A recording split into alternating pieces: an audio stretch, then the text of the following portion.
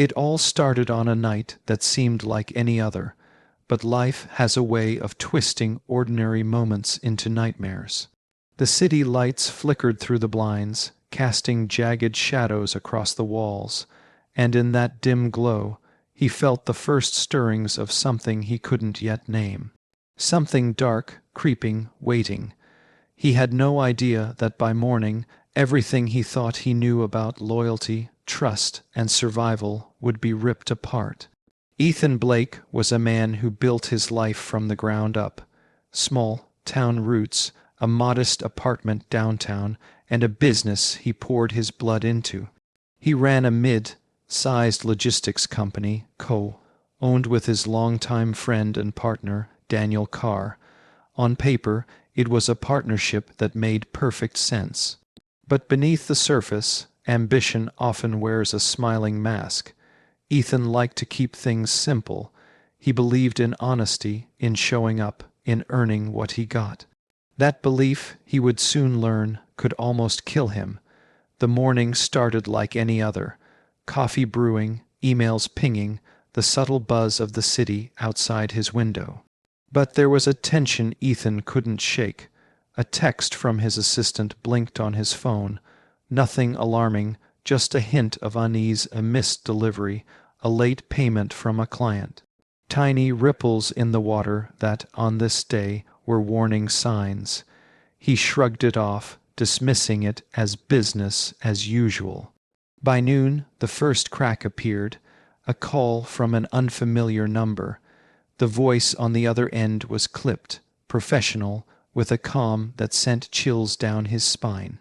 They asked about Daniel, about recent transactions, but Ethan answered cautiously, unaware that this call was the opening act of a performance he hadn't auditioned for. There was something off, a subtle pressure hidden behind the polite tone. He felt it, but didn't yet understand it. It wasn't until mid-afternoon that the world tipped over. Sirens cut through the usual city hum like a blade.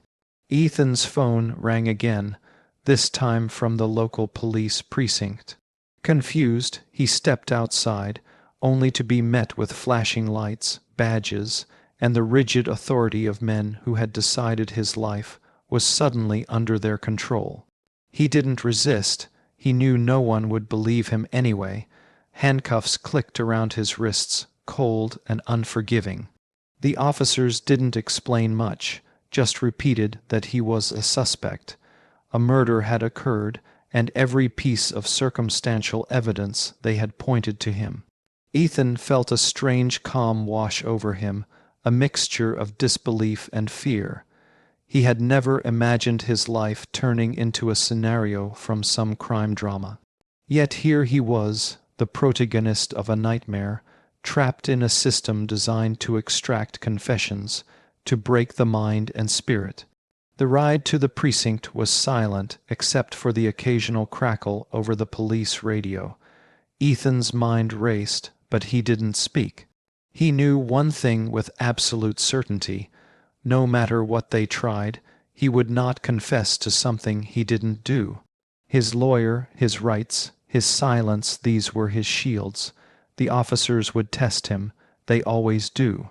Pressure builds, voices rise, threats lurk in shadows, but he stayed still, a rock in the storm. Inside the interrogation room, the lights were harsh, unforgiving. A metal table, 2 chairs, and a camera staring like a judge ready to pass sentence. Ethan was alone at first.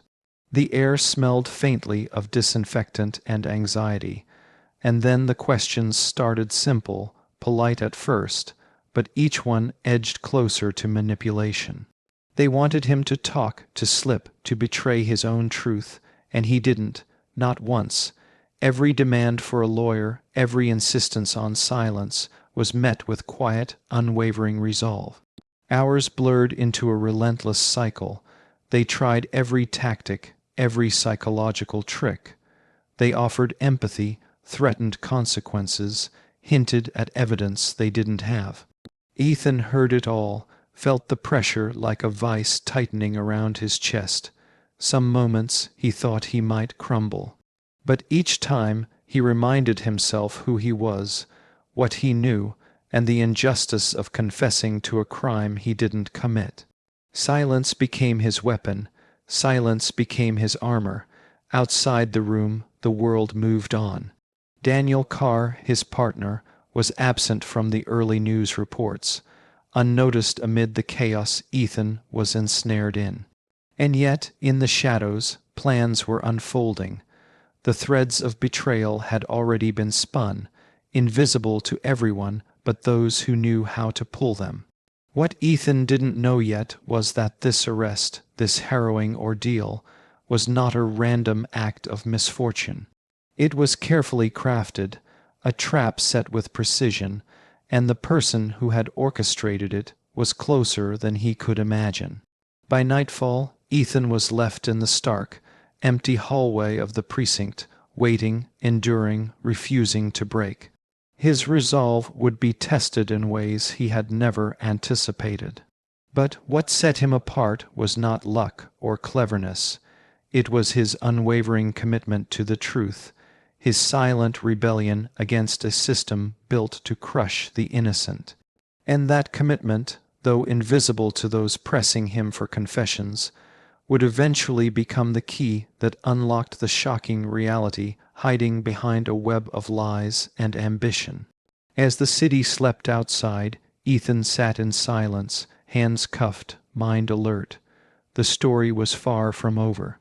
In fact, this was just the beginning, the calm before the storm, the first chapter in a tale of betrayal, murder, and ultimate revelation. And somewhere, hidden in the shadows, the real enemy watched, waiting, knowing that his plan had only just begun. The stage was set, the players were in motion. And Ethan Blake, silent but unbroken, was about to face the darkness that would redefine everything he thought he knew about trust, loyalty, and survival. The next morning, the city felt colder.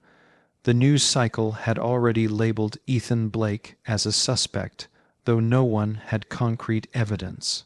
Headlines screamed betrayal, murder, and greed, painting him in a dark light that didn't match the man they called a criminal.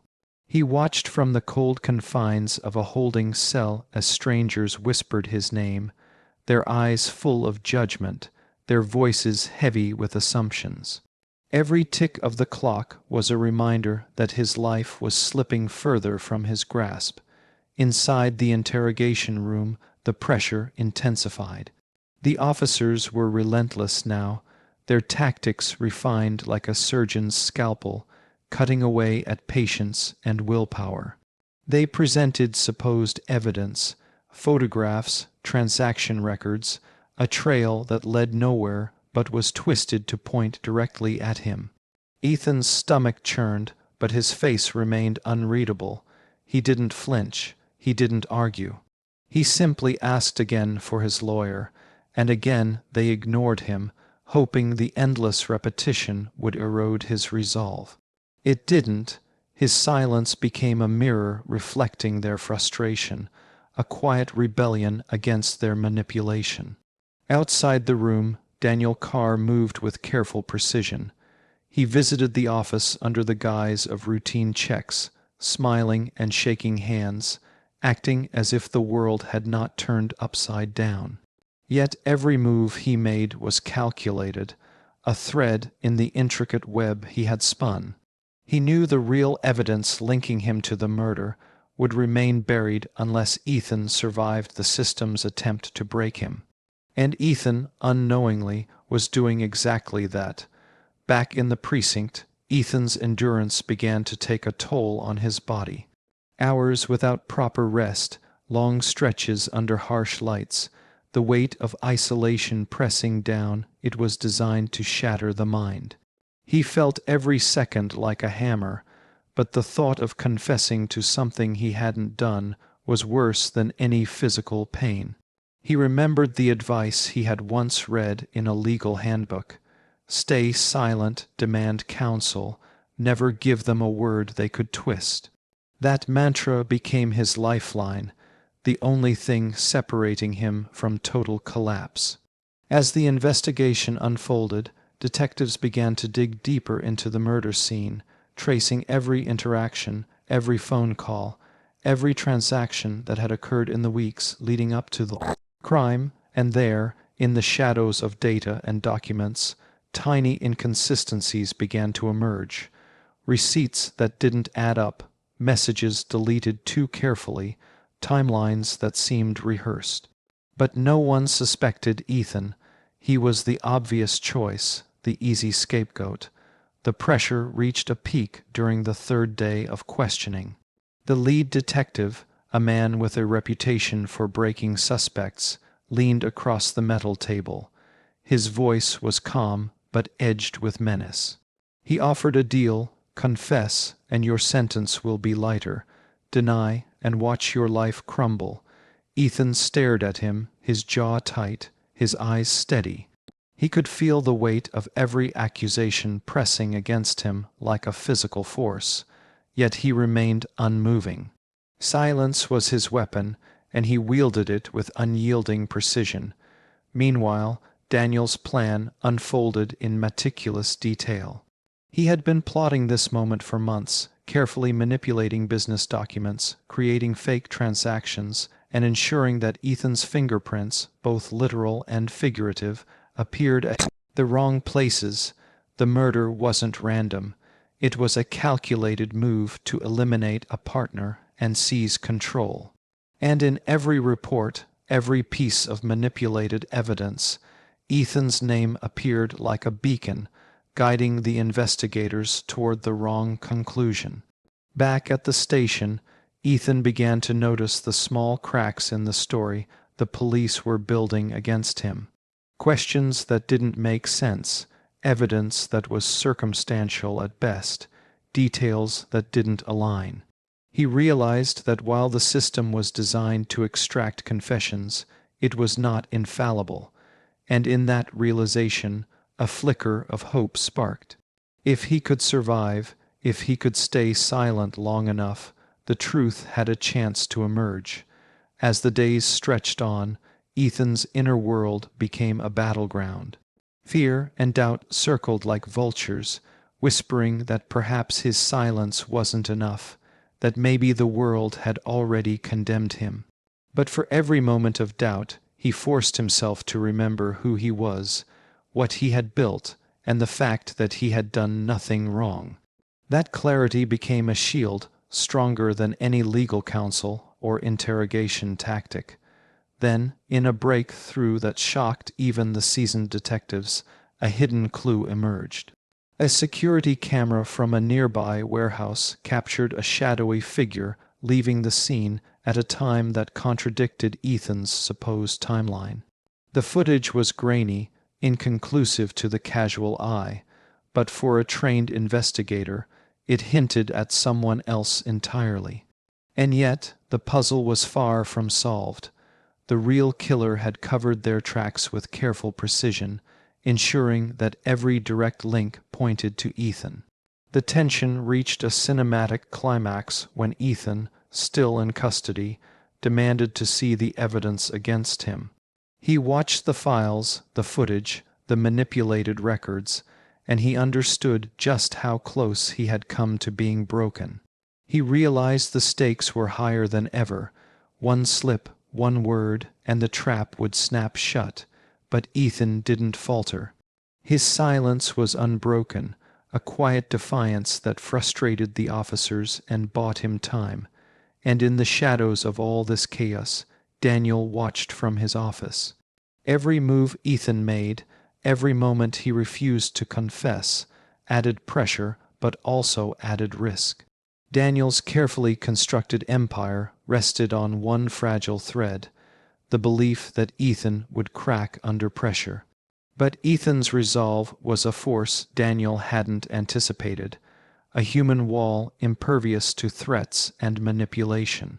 By the end of the week, the investigation had reached a critical turning point. The inconsistencies were mounting, the timelines were unraveling, and the silent endurance of one man had begun to reveal cracks in a seemingly perfect frame.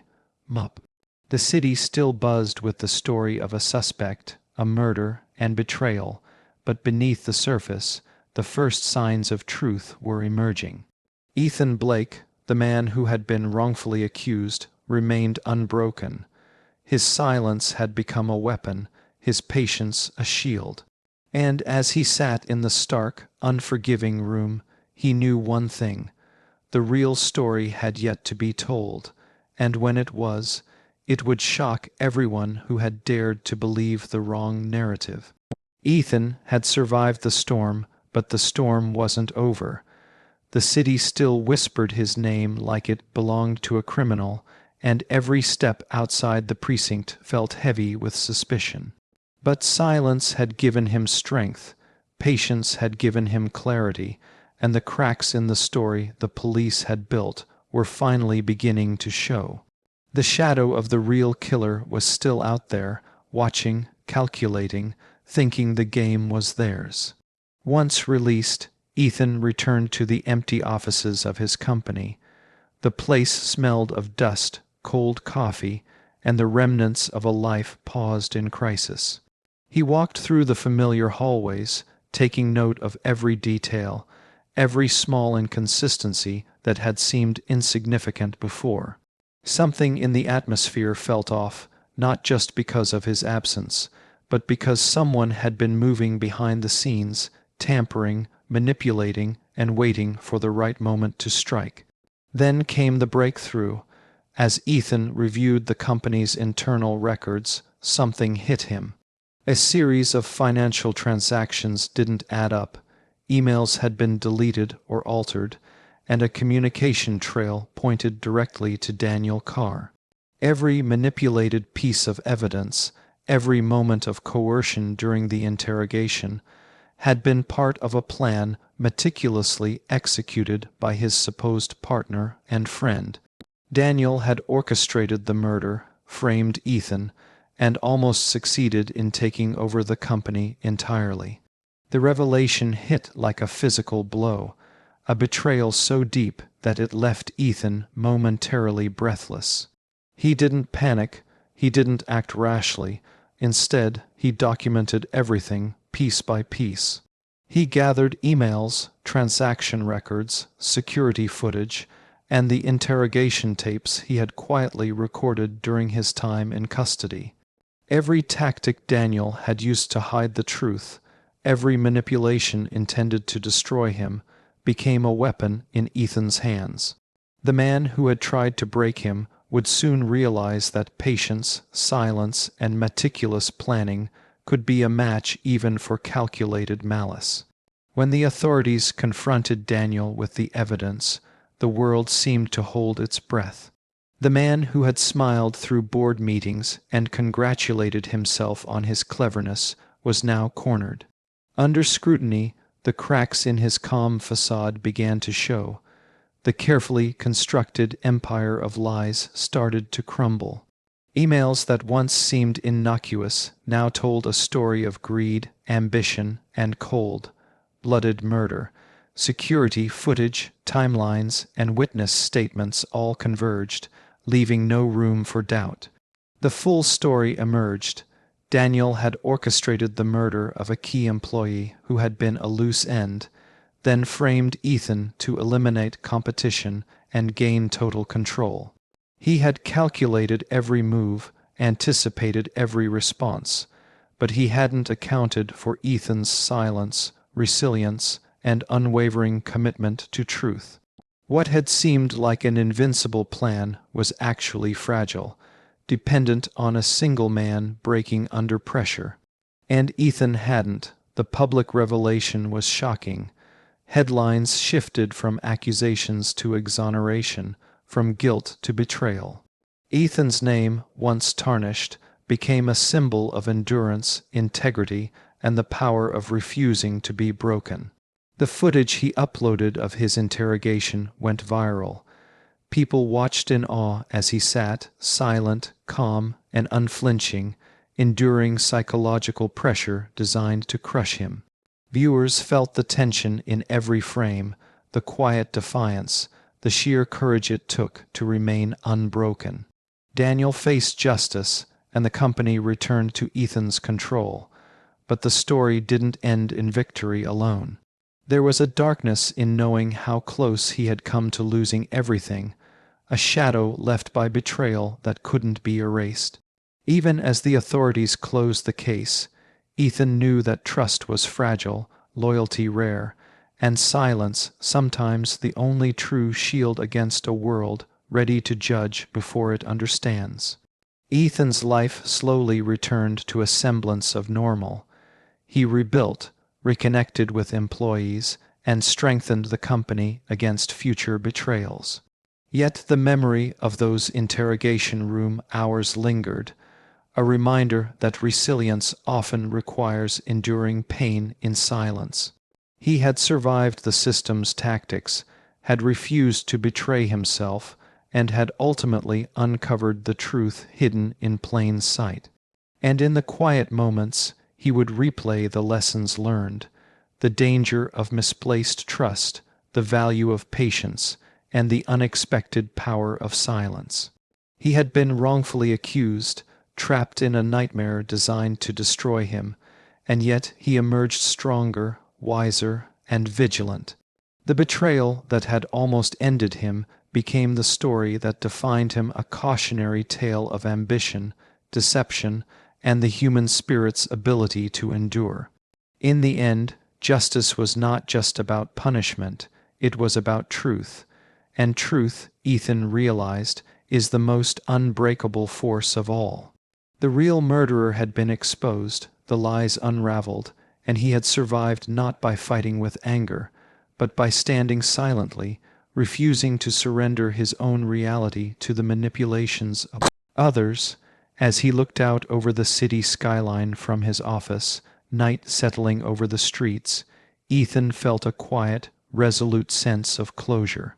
Betrayal had struck deep, but it had also revealed his strength, and for the first time in months he could breathe, knowing that silence had saved him and truth had won.